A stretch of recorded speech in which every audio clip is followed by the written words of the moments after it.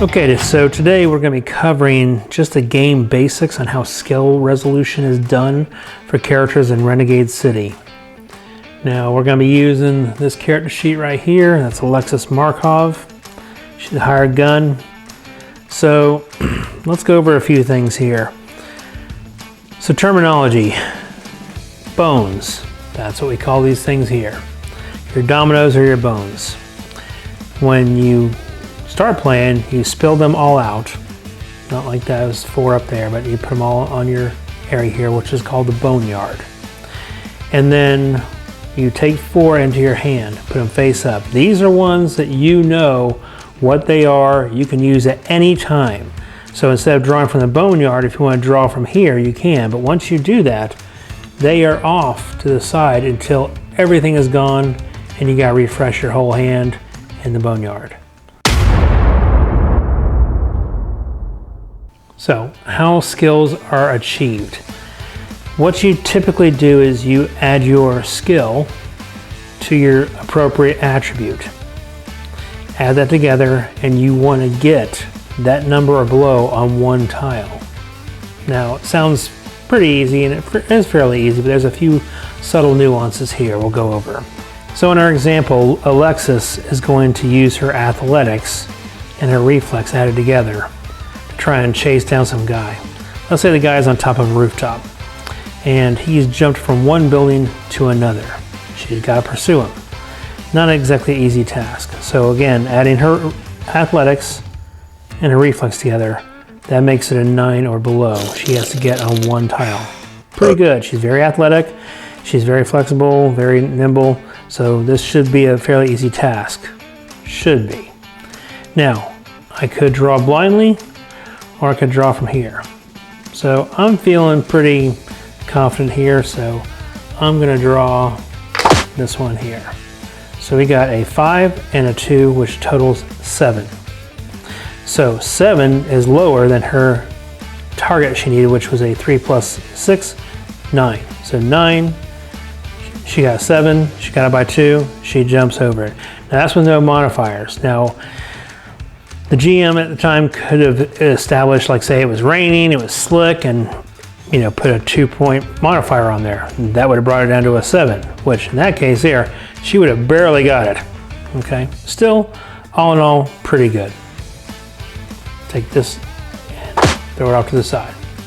Won't be using that anytime soon. Let's discuss the next thing, doubles. Now, doubles aren't crits because there are several doubles within a hand. So if you got crits all the time, it would be a pretty high percentage for good guys and bad guys. You don't want that, okay? But doesn't mean doubles don't come without something. They can be beneficial.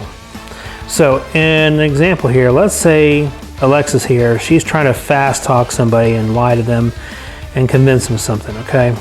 Not exactly her best suit here, okay? Now, her fast talk is a 2, her flash is a 2. It's only a 4, it's not great. Really pretty low odds. Now, looking in my hand here, I see I have 2 1s. I know that just equals a 2, and it would get me what I need. Not to mention too, it's a double. So let's say she plays that. Boom, she gets it. But because it's a double, the GM can give her something extra. Let's say, for example, she's trying to convince somebody that she's actually a cop, and the person kind of grilling her, and she just so happens to know some training officer that she drops a name on and some details about him. And boom, the guy definitely, believes her and really trusts her. So with that, the GM can throw that bone her way. Now in combat, there's also other things as well, but we'll go over that on another time. So she got that, we sweep it off to the side. Now let's go over a special success. A special success is when you get 2 zeros. 2 zeros only pop up one time in a stack like this in your boneyard, ever. So they don't happen that often, but they do happen. So let's say, for example, she's trying to stealth. One of her best things. She's got a 5 and she's got a reflex of a 6. That's an 11 or below. Now she's normally got really good odds there, okay? So shouldn't be a hard time. But let's say, for example, she pulls 00. Bam.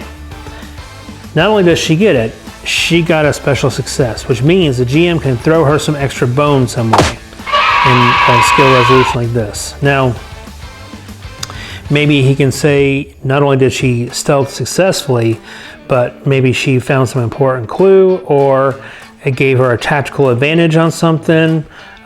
Take your pick. Whatever the story fits, just give them something extra for that. In combat, this means even more. Again, when we do combat, we'll go over that more, okay? So that goes off to the side here. Skill versus skill is when you're using your skill versus another person's skill here, okay? Now in our previous thing here where she was sneaking around, okay? The stealth and reflex, she has 11 normally or below to get. Let's say, for example, she's trying to get past some paid guard who's armed and made to watch a place. Now let's say, for example, his perception is a 2 and discipline is a 3. So you got a 2 plus the 3 means he has to get a 5 or below. So let's draw for Alexis first. Now she has an 11 or below, okay? We're gonna flip this, boom, 11. She just barely gets it, barely, okay? Now the GM will have his own stack, but for this case here, we'll be using the same stack here, just so I can show you. Let's say, for example, the GM just pulls this here, gets an 8. Now he had to get a 3 and a 2 added together, 5 or below.